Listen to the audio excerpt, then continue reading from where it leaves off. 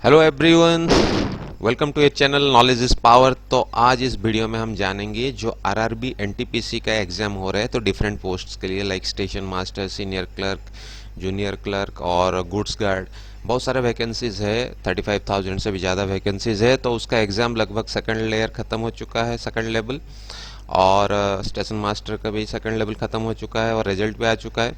तो सारे लोग एंथुसियास्टिक हो गए, कुछ लोग पॉजिटिव होंगे जिनका एग्ज़ाम अच्छा जा रहा है कि उनका हो सकता है अपॉइंटमेंट लेटर मिल जाए। जिन लोगों का सेकंड लेयर ख़त्म हो चुका है, खास करके क्लर्क लेवल का, तो वो लोग अभी सोच रहे होंगे उनका सैलरी क्या होने वाला है।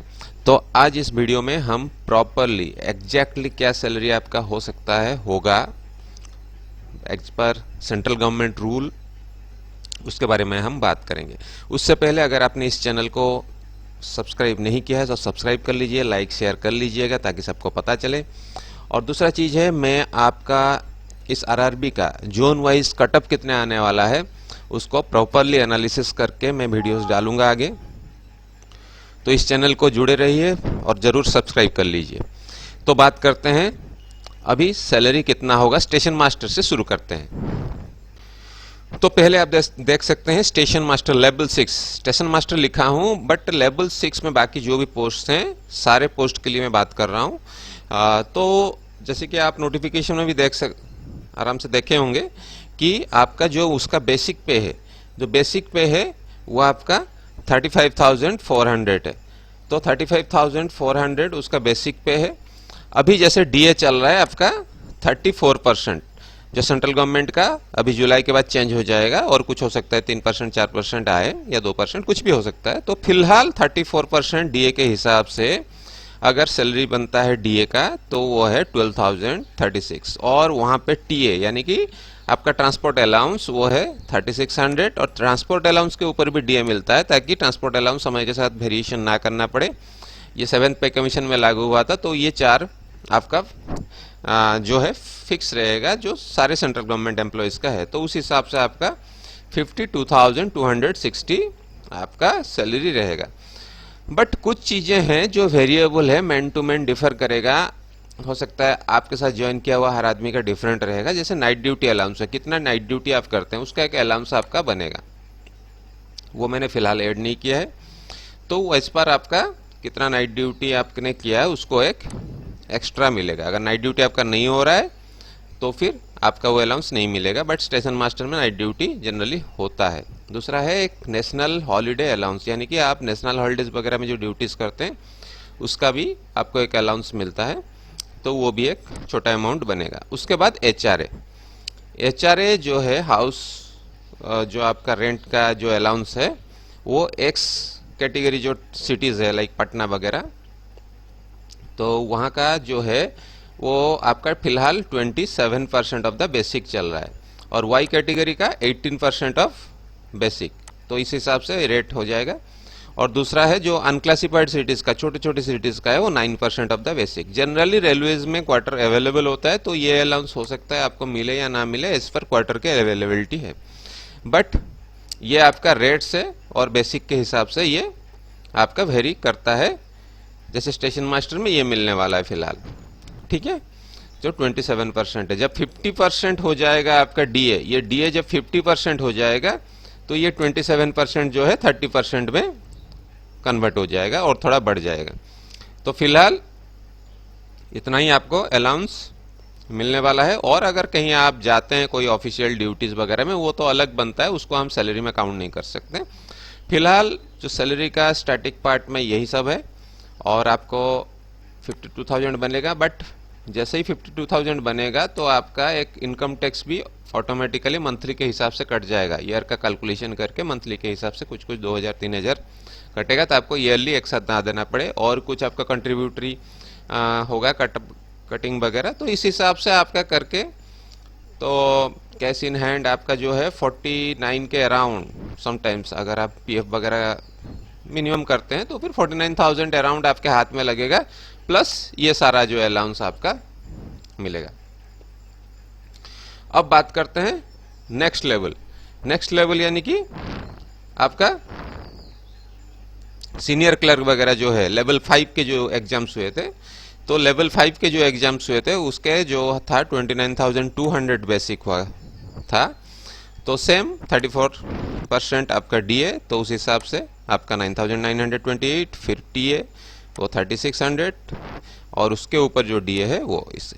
तो इस हिसाब से जो लेवल 5 के जो पोस्ट है, जो भी हो, सीनियर क्लर्क हो या senior commercial clerk and ticket clerk और टाइपिस्ट, ये सब जितने भी है, गुड्स गार्ड, ये सब का आपका जो मेन सैलरी है वो 43,952 है एज ऑफ नाउ, आज के हिसाब से। ठीक है, डीए बढ़ जाएगा तो और थोड़ा बढ़ जाएगा। उसके बाद यहाँ पे कुछ गुड्स गार्ड वगैरह है। गुड्स गार्ड वगैरह का एक पिकुलियर थिंग है, वो मैं आपको बता देता हूँ। तो उनका एक ट्रैवल अलाउंस भी होता है, जो वो लोग ट्रेन के साथ मूव करते हैं उसका होता है। उसके बाद night duty allowance, national holiday, HRA, ये सब तो आपने देख लिया। जो गुड्स गार्ड का एक पिकुलियर थिंग है, तो उनको हर 100 किलोमीटर पे लगभग 188 रुपये के आसपास मिलता है एज पर सीनियरिटी, 188, 190। यानी कि अगर आप एक दिन में 1000 किलोमीटर मूव करते हैं ट्रेन के साथ, तो लगभग आप मान लीजिए आपको 1900 रुपये के आसपास कुछ आपका जो ट्रैवल अलाउंस मिल जाएगा। मतलब जो आप ट्रेन के साथ मूव कर रहे हैं तो ये मिल जाएगा। तो ये गुड्स गार्ड वगैरह का ये थोड़ा एक्स्ट्रा इनकम है। आप मान लीजिए अगर आप महीने में कुछ 5000 या किलोमीटर, सपोज 5000 किलोमीटर ट्रेन के साथ मूव किए, तो आप मान के चलिए तो आपको लगभग 10,000 रुपये एक्स्ट्रा बन जाएगा। ये गुड्स गार्ड का एक्स्ट्रा इनकम है अलाउंस के रूप में। और आप कहीं हॉल्ट करते हैं उस जर्नी के दौरान, उस ड्यूटी के दौरान, तो उसका भी एक अलाउंस अलग से बनता है।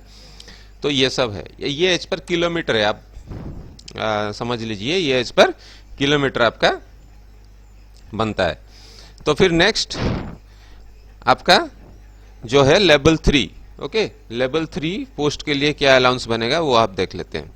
तो लेवल 3 जो क्लर्क्स वगैरह है उसके लिए जो आपका बेसिक है वो 21,700 है। उस हिसाब से डीए 34% के हिसाब से 7,378, टीए आपका 36, फिर ये सब मिला के आपका 33,902।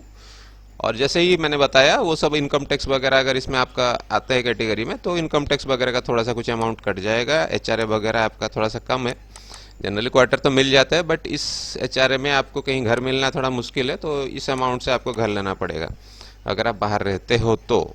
और फिर नाइट ड्यूटी अलाउंस और ये सब थोड़ा कुछ बनेगा, 2000 3000 कुछ भी बन सकता है। जो भी आपका परमिटेड लेवल है या जो भी अलाउंस है वो फिक्स है, मतलब रेलवे का कोई वेरिएबल नहीं है। तो as per status, as per ये थोड़ा सा अप एंड डाउन रहता है, बहुत ज़्यादा अप एंड डाउन नहीं रहता है। तो ये लेवल 3 का हो गया। अब बात करते हैं लेवल 2। लेवल 2 में काफ़ी वैकेंसीज है, क्लर्क वगैरह एंड बहुत कुछ वैकेंसीज है।